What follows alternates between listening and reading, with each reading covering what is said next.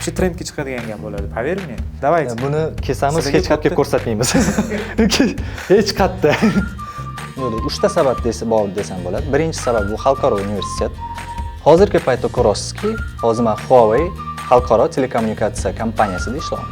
Universitet vaqtida ishlab boshlaganmiz. Kimman? Tochkan xo'jayinimmi deydi. Все, давай. Boshida siz kod yozasiz. Undan keyin kod sizni hayotingizga yoza boshlaydi.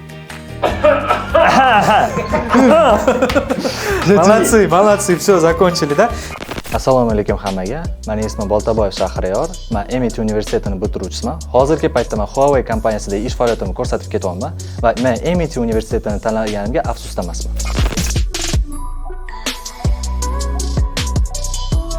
Yo'q, 3 ta sabab bor desam bo'ladi. Birinchi sabab bu xalqaro universitet.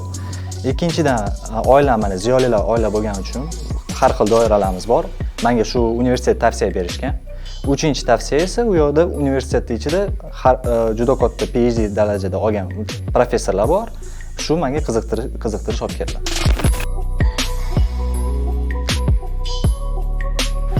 O'qish tashlab ketish fikri menda umuman bo'lmagan. Chunki o'qishdan kirishdan oldin menda maqsad bo'lgan. Va o'sha maqsadim bittasi xalqaro diplomni olish. Va undan keyin esa qanaqadir biznes yoki ish faoliyatimni ko'rsatish. Hozirgi paytda ko'rasizki, hozir men Huawei xalqaro telekommunikatsiya kompaniyasida ishlayman. MIT universiteti menga juda ko'p imkoniyatlar berdi. Lekin hozirgi paytda eng katta 3 ta imkoniyatni sanab o'taman. Birinchidan bu Research Center. Research Center orqali Automated Sentimental Analysis and Emotion Recognition mavzusini IEEE xalqaro konferensiyasida Scopus indeksida maqolamni chop etdim.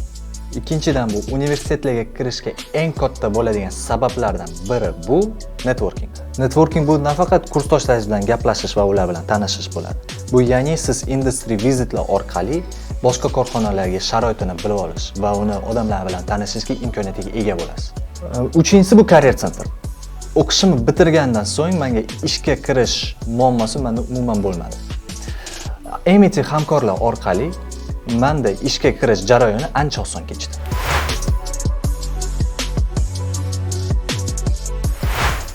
Universitet paytidami? Universitet paytida Sangatangi masalan tayyorgarlikka ketayotgan edim. O'zi kechqurungacha o'tiribmiz bu yerda injener bizimizda dronlar taxlagan holatda.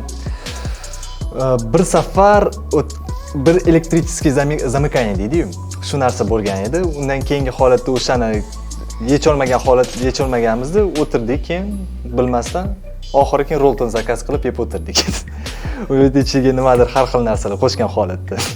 No, это один из кринжовых моментов.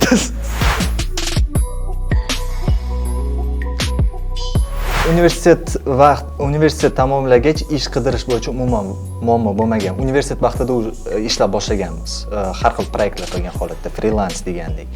Va universitetni tugagan holatda kattaroq urovengga chiqish uchun universitet tavsiyasi orqali hamkorlarimiz bittasi Huawei'ga ishga joylashdi.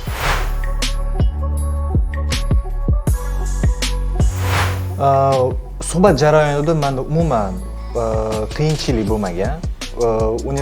Suhbat jarayonida sizda, конечно, universitet haqida bilimingiz, tajribangiz haqida so'rashadi va albatta soft skills va technical skills sizga juda ham kerak bo'ladi shu paytda. Universitetda o'qishda eng katta yutug'i shu.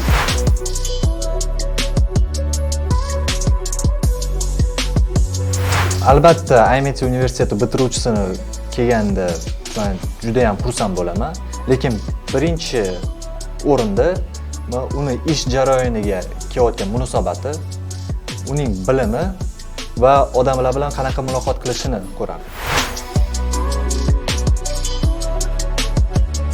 Keyin sizni 3 ta etapga bo'lamiz.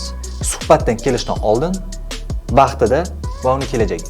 Birinchidan siz egallayotgan pozitsiya haqida keng tushuncha bo'lishi kerak. Ikkinchidan o'zingizni oddiy ushlashingiz kerak. Chunki suhbat olayotgan odam sizga o'xshab yangi ishchi bo'lgan, sizga o'xshab ish qidirgan, sizni albatta tushunadi. Uchinchidan shu kompaniya bilan o'zingizning kelajagingizni bog'lay olishingiz kerak. Suhbat so'ngida aytmoqchiman, boshida siz kod yozasiz. Undan keyin kod sizni hayotingizga yozib boshlaydi. Молодцы, молодцы, все, закончили, да?